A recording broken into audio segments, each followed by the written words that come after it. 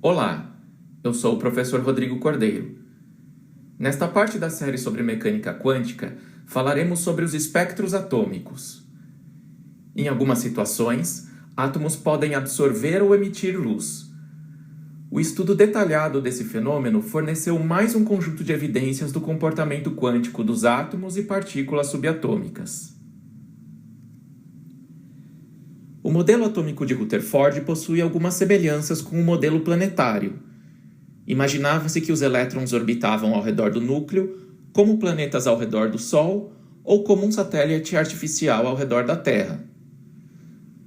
Porém, os cientistas começaram a perceber uma diferença crucial entre as duas situações. Não existem restrições para o valor da energia de um satélite. Um satélite é colocado em órbita com o auxílio de um foguete. Quanto mais energia o foguete conseguir gerar, mais alta será a órbita do satélite. Podemos colocá-lo na órbita que quisermos, simplesmente variando a quantidade de combustível no foguete. A energia do satélite é uma variável contínua. Pode ser aumentada ou diminuída livremente, à nossa escolha e sem restrições. Elétrons não agem assim. Para eles, apenas alguns níveis de energia bem definidos são permitidos. As regiões entre um nível e outro são proibidas. Conforme o elétron transita entre níveis sucessivos, sua energia não varia de maneira contínua, mas sim em degraus.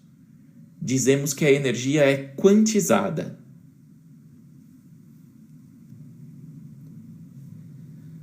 Mas como descobrimos isso? A evidência está nos chamados espectros atômicos. Considere um átomo de hidrogênio com seu elétron movendo-se ao redor do núcleo. Se fornecermos energia na forma de calor ou descarga elétrica, conseguimos promover o elétron para um nível de energia mais alta. Nesse processo, o elétron absorve energia equivalente à diferença entre os níveis, que chamaremos de ΔE. Ao retornar ao nível original, o elétron devolve a energia absorvida emitindo luz. Lembre-se que a luz é composta por fótons e que a energia do fóton segue a relação ΔE igual a hν, onde h é a constante de Planck e νi a frequência. Por isso, se medirmos a frequência da luz emitida, podemos descobrir a diferença de energia entre os níveis.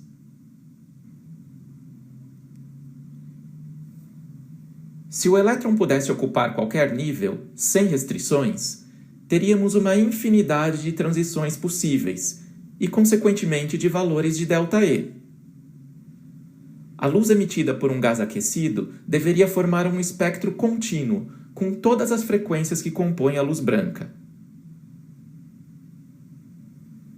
Porém, não é isso que observamos na prática. O espectro de um gás aquecido é descontínuo. Apenas algumas frequências bem definidas são observadas.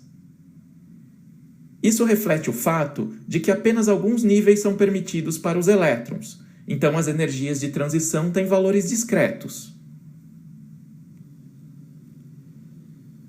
O experimento que descrevemos é conhecido como espectroscopia de emissão. Fornecemos energia na forma de aquecimento ou tensão elétrica, e os átomos do gás devolvem energia luminosa na forma de um espectro descontínuo. Descontínuo significa que apenas algumas frequências são emitidas. Também existe a espectroscopia de absorção. A luz branca é decomposta em suas frequências constituintes usando um prisma ou uma grade de difração. Ela então atravessa um gás frio. Apenas aquelas frequências que coincidem com as energias de transição serão absorvidas pelos elétrons, produzindo linhas escuras no espectro resultante. Note que os espectros de emissão e absorção são complementares. As frequências emitidas em um são as mesmas absorvidas no outro. A espectroscopia é uma das técnicas mais poderosas em análise química, pois cada elemento químico tem um conjunto único de linhas espectrais. Na descrição deste vídeo, você encontrará um link para imagens de espectros de diferentes elementos químicos. Compare-os e confira você mesmo como cada um é único e individual. Com isso, podemos desvendar a composição química de uma amostra desconhecida estudando seu espectro. Podemos até desvendar a composição de galáxias anos-luz distantes de nós, com base na luz emitida por elas. Este gráfico mostra os níveis de energia permitidos para o elétron num átomo de hidrogênio. O nível de menor energia é conhecido como estado fundamental. É o nível em que o elétron está o mais próximo possível do núcleo. Acima do estado fundamental, temos os níveis de maior energia, conhecidos como estados excitados. Note que a diferença entre um nível e outro vai se tornando cada vez menor conforme percorremos a escala ascendente de energia. No nível designado como infinito, podemos considerar que o elétron foi arrancado do átomo de hidrogênio e está livre. A diferença de energia entre os níveis se refletirá, como já vimos, nas frequências emitidas ou absorvidas.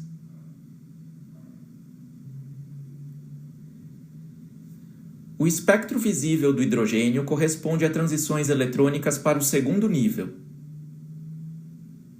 As transições para o estado fundamental são mais energéticas, por isso emitem na região do ultravioleta. Da mesma forma, temos transições de energia mais baixa na região do infravermelho. Partindo dessas frequências e da relação ΔE igual a HNI, podemos determinar as energias dos níveis.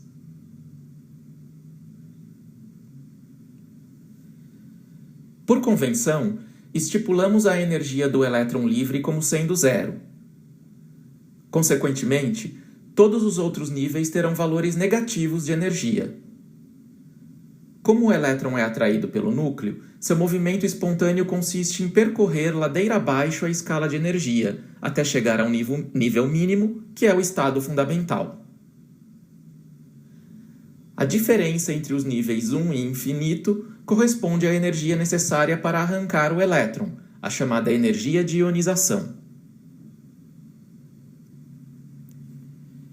Vimos que os átomos emitem ou absorvem um espectro descontínuo, e que isso significa que a energia do elétron num átomo é quantizada. Até aqui, aceitamos a quantização de energia como uma realidade, sem questionar o porquê.